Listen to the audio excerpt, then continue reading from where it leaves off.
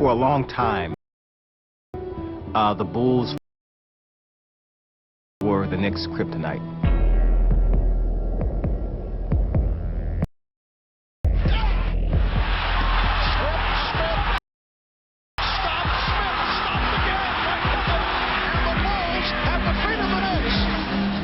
We wanted to kill them. They probably wanted to kill us. And we have a very ugly scene once again. That was basketball that I really miss. I mean, it was fierce. Oh, he is ripped by Starks. I wish there was a Knicks Bull game tonight.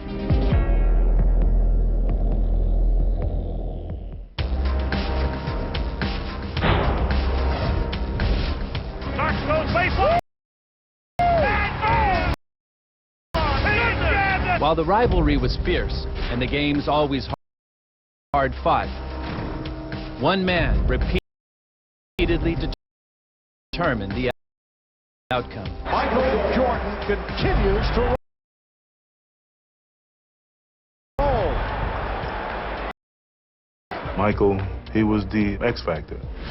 He did everything that was humanly possible to propel them to the championship. Here's Jordan splitting through. Jordan with the steal. And then it's stolen by Starks. McDaniel chased by Jordan. It's a clean block. The Bulls were always in the way of the Knicks. I mean, they were the team that if you were going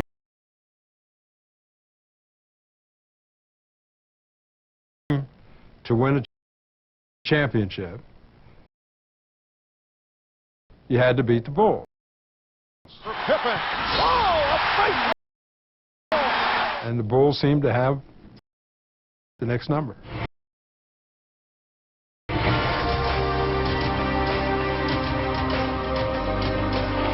had some great players. It was a lot of fun. It only wish that we could have won a few of those games.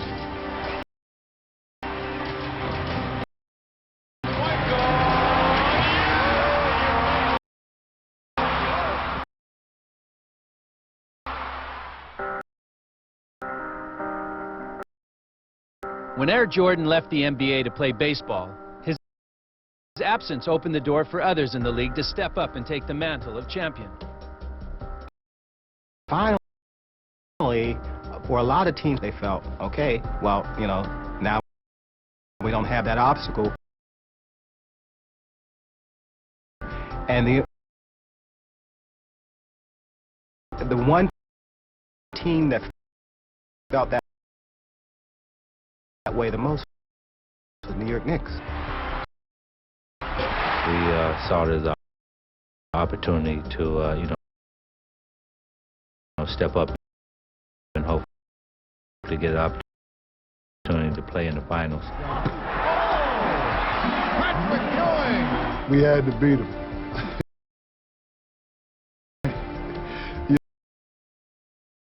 You know, and I think everybody felt that pressure. You know, without Mike playing against Chicago, you know, we have to win. In the 1994 playoffs, New York and Chicago met for the 4th consecutive year, but the Bulls proved to be a force even without number 23. Kukoc gets it, and it's all over. Knotting the series at 2 games apiece. Here is Pippen, and he's fouled. It counts. In the closing seconds of Game 5, and the Knicks down by 1, Hubert Davis became the subject of what is now known as the Phantom Foul. Hubert Davis from straight away, and he is fouled. It's funny, everybody talks about the foul on Hubert Davis.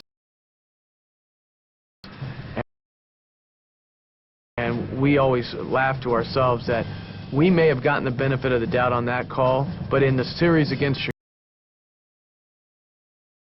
Chicago, they got many more benefit of the doubt Jordan calls, so we weren't going to apologize for getting one benefit of the doubt call. It took a miracle for us to still win. Hubert Davis came in and bailed us out.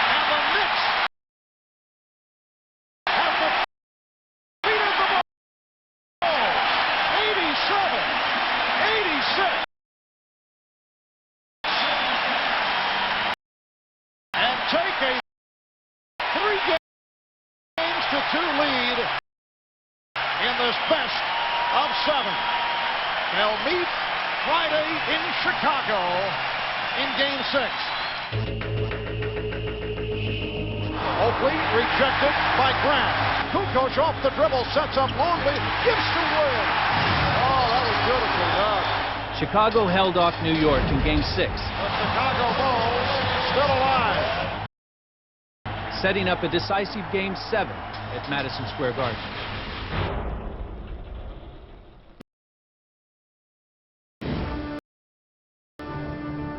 In the 9 years since his arrival as the #1 draft pick, Ewing firing from an impossible angle. Patrick Ewing had delivered many things on the Garden floor, but a playoff series victory over Chicago was not one of them.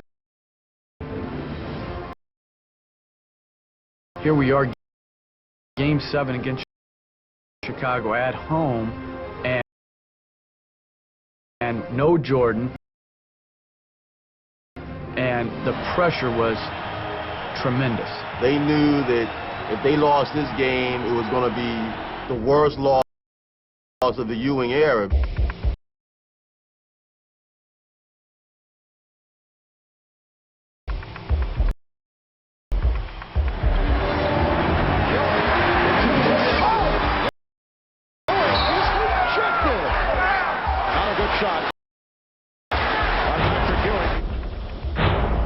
By halftime, Ewing had yet to score a point.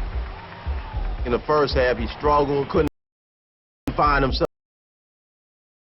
offensively. Kind of the worst fear you had for Patrick Ewing was coming to light. Patrick Ewing has been quiet. Blanked in the first half.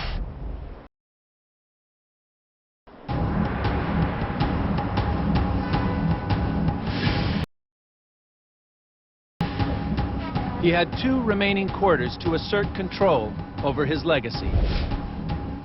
In that moment, in that game 7, took it upon himself in that second half to make sure the Knicks weren't going to lose. Getting impatient with Patrick Ewing. Ewing going high. It counts, and the foul. That is his first field goal. In the second half, he settled down. Things started to happen for him. Patrick Ewing has tied the game. You know, other guys were involved in it. Ewing back out for Starks. Again the 3, and this time he hits it. And then he had a chance to play his game. Ewing on a fadeaway. For the next 24 minutes, Ewing made perhaps the loudest statement of his career. Here's Finally putting the Bulls away with a 3-pointer off the glass in the 4th quarter. Ewing hits a 3-pointer off glass. Patrick Ewing turning things around in the second half. Well, that was kind of luck, but he didn't call it. So you got to call those shots. But we'll take it. That was a big shot for us.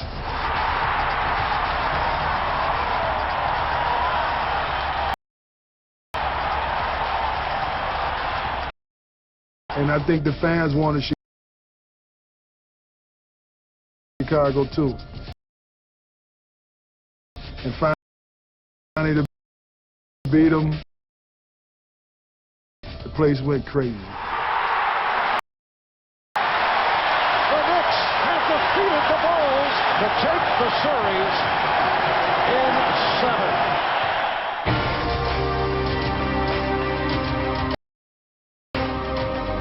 It was an incredible performance by an incredible basketball player. But for the New York Knicks, it was simply an enormous relief. It was exciting to finally get over the hump against them because all you see is red. It was a great accomplishment. For a player who was such a great player, such a star player, but had to take a share of criticism in New York, you felt good for a guy like that because he came up huge in a big game.